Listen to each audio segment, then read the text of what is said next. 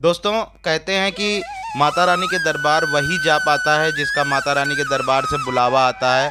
तो अगर आपका बुलावा माता रानी के दरबार से आ गया है,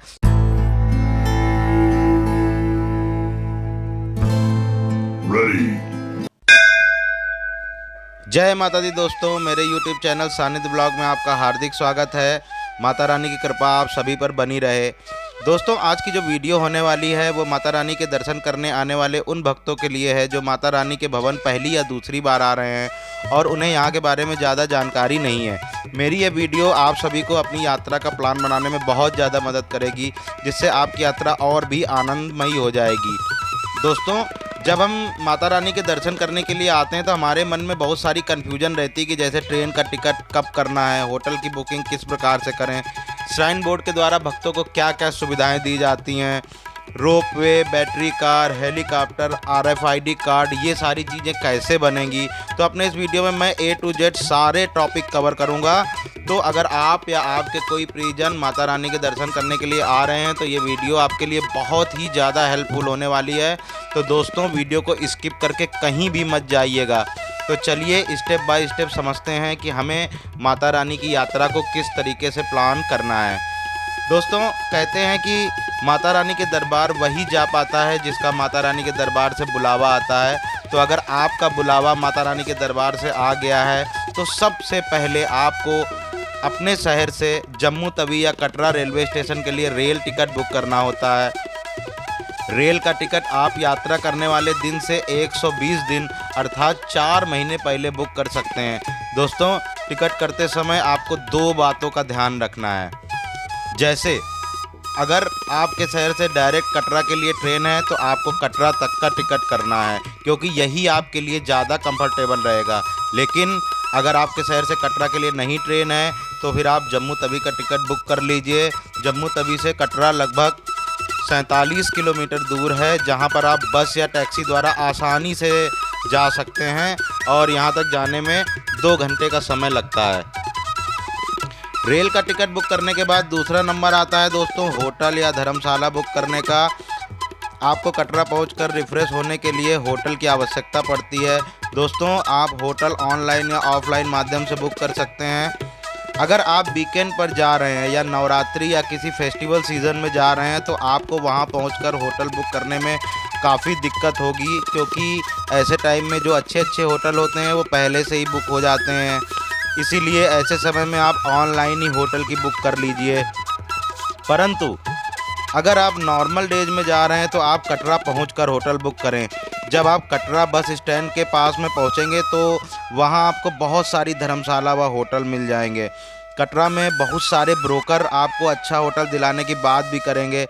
अगर आप ब्रोकर के माध्यम से होटल या धर्मशाला ले रहे हैं तो डील फाइनल करने से पहले होटल के रूम को अच्छी तरीके से जांच लें।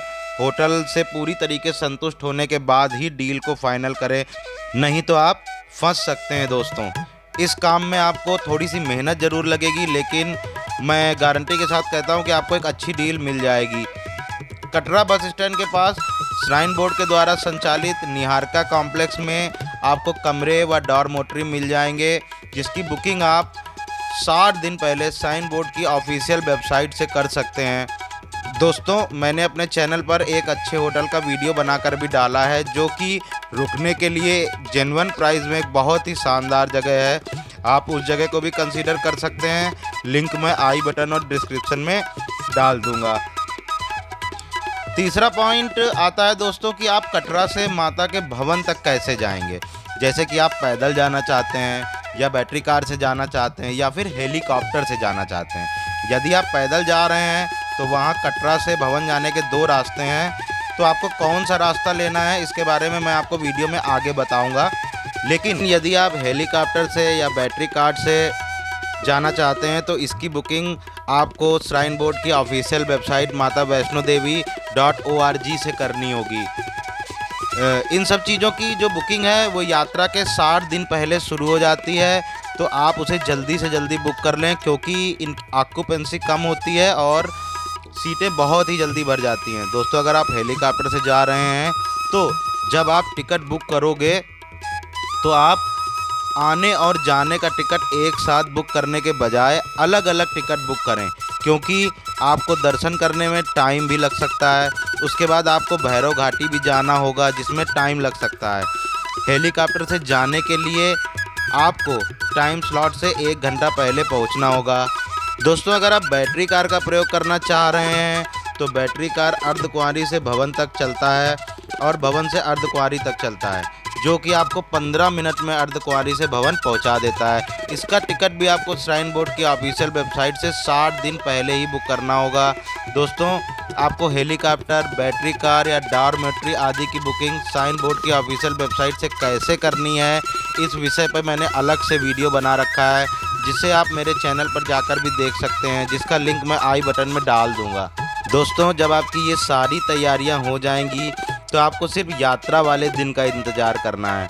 यात्रा वाले दिन जब आप कटरा पहुंचेंगे और पूरी तरह चढ़ाई करने के लिए तैयार होंगे, तो चढ़ाई करने से पहले आपको सबसे पहले RFID कार्ड बनाना होगा। बिना RFID कार्ड के आप माता के दर्शन नहीं कर पाएंगे। RFID card Katra bus stand, Katra railway station, Niharika भवन और अर्धकुंवारी तक जाने वाले नए रास्ते अर्थात ताराकोट मार्ग के स्टार्टिंग पॉइंट पर आसानी से बन जाता है।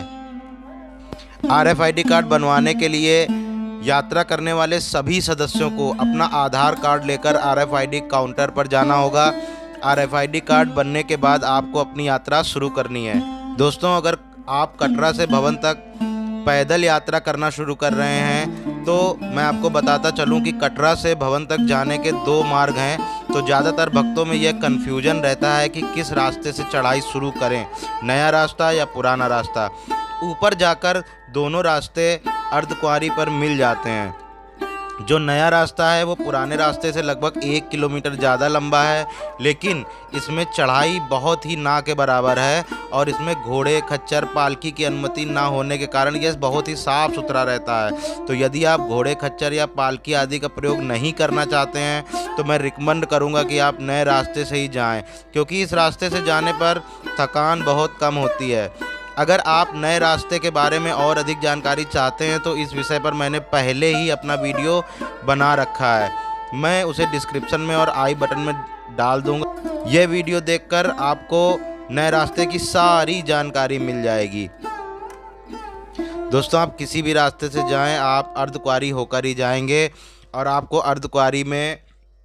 अर्धकुंवारी गुफा के दर्शन करने होंगे। अर्धकुंवारी गुफा के दर्शन करने के लिए दोस्तों आपको नंबर लेना पड़ेगा।